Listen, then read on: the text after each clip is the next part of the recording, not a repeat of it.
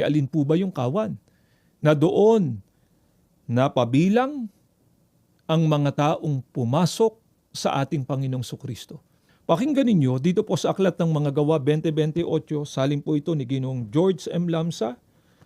Take heed therefore to yourselves and to all the flock, over which the Holy Spirit has appointed you overseers, to feed the church of Christ, which He has purchased with His blood.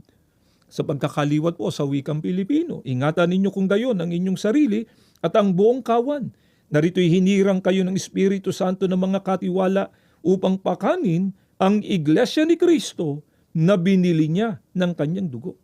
Ang kawan po ay walang iba kundi ang Iglesia ni Kristo. Kung gayon, ang mga tao po na pumasok, umanib sa tunay na Iglesia ni Kristo, sila po yung mga taong sumunod sa sinabi ng ating Panginoong Sukristo na magpumilit na pumasok sa makipot na pintuan.